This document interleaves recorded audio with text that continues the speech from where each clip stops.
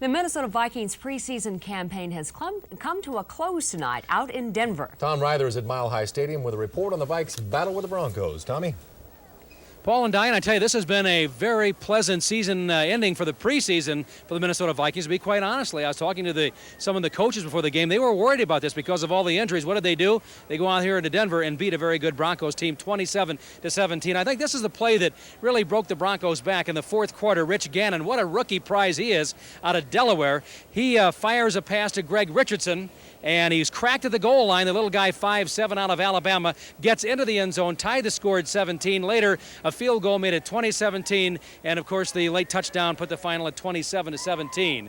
And believe it or not, way out here in Denver, we found some hardy Minnesota Vikings fans, and our Melissa Young had a chance to visit with some of them.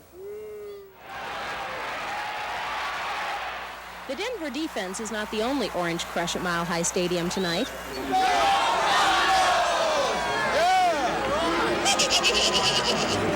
Everywhere you look, there is orange. In the stands, on shirts, even on the fence. Of course, Minnesota fans like to show their colors off, too. But at Mile High Stadium, that can be a very, very intimidating experience.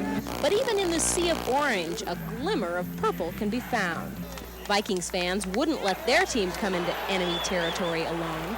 But I feel really out of place because there's orange all around and just a little bit of purple. We're still here cheering them on. Doesn't make any difference how many. We live in Colorado Springs, just south of here. What are you doing wearing purple? We both spent some time in Minnesota, and we got hooked on the Vikings, and we're going to stick with them. Of course, some fans can't make up their minds.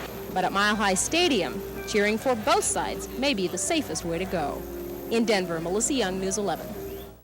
You got to see this. Look at this banner here, and can you see who's holding it at the other end? This is Mike Lynn, general manager. It says, "Don't strike, we'll hike the fans." Michael, I think you made your point. Nice win tonight. A little bit later on, we'll have more highlights of the football game. Jeff Passold is standing by with a Twins Extra, a big win over the Boston Red Sox. Randy Shaver will update us on some high school football. We'll be back a little bit later, Paul and Diana. All righty, Tommy, thank you very much. Still ahead on News 11, the Twins' dramatic win at the Metrodome. Tom Ryther is still hanging out at Mile High Stadium right now, probably just him and the grounds crew. Although I see someone to your left there. Well, not hardly. Actually, we have the guy who I think is the player of the moment, Rich Gannon, the rookie quarterback out of Delaware. And Rich, you passed for a touchdown, you ran for a touchdown, big first down play to DJ Dozier to the 32. The thing that amazed me, 70,000 people here, they're all yelling, the wave is going. You seem like you didn't even know what was going on. Well, there's no question about it. It was hard for us to hear, but I think the offensive line did a real great job. Listened to the cadence, and we just had a real team effort tonight. Everyone really put it together. Defense came out with some big turnovers, and we won the football game. It's been a long time since I've seen someone adjust to the pro game so quickly. Is it that easy for you, or are you just going on adrenaline, or what's going on? There's no question about it. I'm having my problems. I'm making several mistakes every day, every game I play in, and you're just not seeing them. Maybe we see them in film, so. As I said, I'm just trying to go out every day and eliminate those mistakes and just play, to the best of my ability. Well, you're playing very well, and with Tommy hurting and Wade possibly ready to start, obviously they're glad to have you around. I'm sure you're glad to be here. There's no question about it. I'm happy to be here. It's a great situation. Tommy and Wade are two great quarterbacks, and they have a lot of experience between them, and I'm learning quite a bit from them. And I'm just happy to be here. As I said, it's a great organization, and it's a great group of guys, and hopefully I'll just be a part of it. Could be a good year. Rich, way to go. Rich Gannon, quarterback, played a great role in that victory tonight. Now, as far as the victory goes, here is how it went tonight at Mile High Stadium. Early in the first quarter, Wade Wilson, cool hand Luke, if you will, to Hassan Jones, 45 yards. Minnesota led 7-0, and the crowd of 70,000 here, kind of quiet at Mile High Stadium.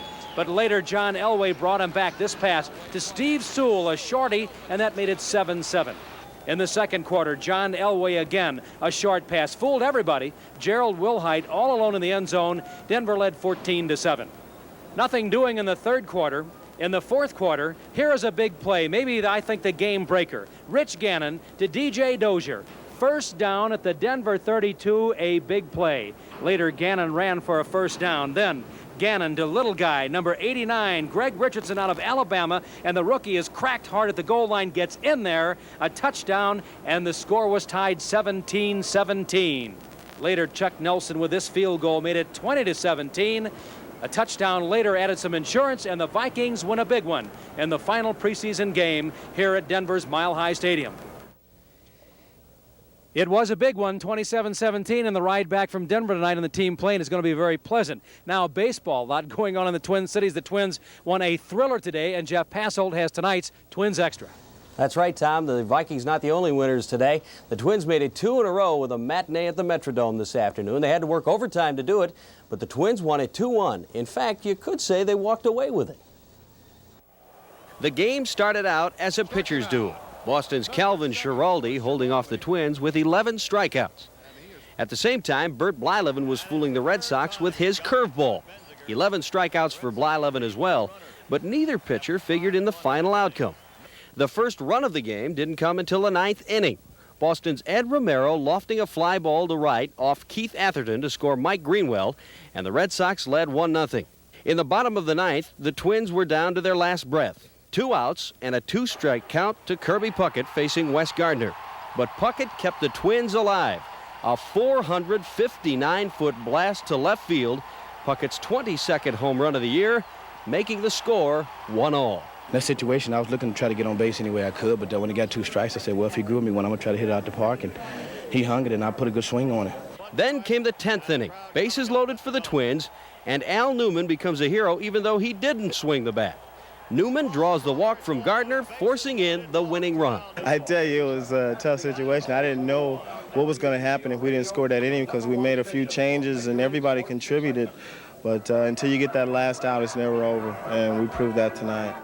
Here's what the win does to the AL West standings. The Twins now lead Oakland by 2 games because the A's did not play tonight. California also off tonight, so they dropped to 4.5 games back. Kansas City now 5.5 back. The Twins start a 3-game series with Milwaukee tomorrow night at the Dome. We'll have the Twins Extra again tomorrow night on that one as well. And now let's go back to Tom Ryther in Denver for the rest of the baseball scoreboard. Tom? All right, Jeff, very quickly, Milwaukee beat Kansas City. That helps the Twins. Chicago beat Texas 5-2, and Detroit over Cleveland. Now for a prep football update and some other sports, let's go back to Minnesota and Randy Shaver. All right, Tom, the prep football season is upon us. Tonight, the kickoff to the 87 football season as St. Paul Central hosted Minneapolis-Washburn in a non-conference game. Central a winner tonight 40-13. First quarter action, watch Central's quarterback, Jeff Lutz. He rolls left, throws it deep to Carl West. He's going to haul it in the 1-yard line. It's going to set up the Minutemen's second touchdown of the night. Jody Hawkins, number 22, on the score. And Central takes the lead in the first quarter. Here's the touchdown, and it's 12-0.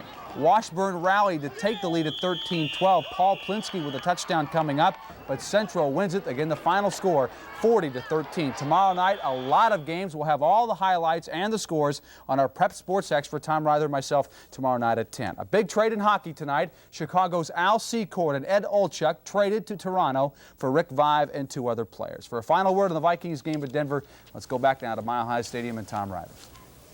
All right, Randy, thank you. And Paul Majors, you wanted to know about the strike talks. I just asked Mike Lynn. Yes, talks are still going on. And Mike said, hey, if they go on strike, we will play with free agents and rookies or whomever we can find. So that is the latest. But a great night here at Mile High, 27-17. I think a great way to end the preseason. Let's get the regular season underway. Could be a good year. Nice going, Jerry Burns and the Vikings. Paul and Diana, back to you. All right, Tommy. We'll see you back here tomorrow. Coming up next on News 11, a feverish battle out west.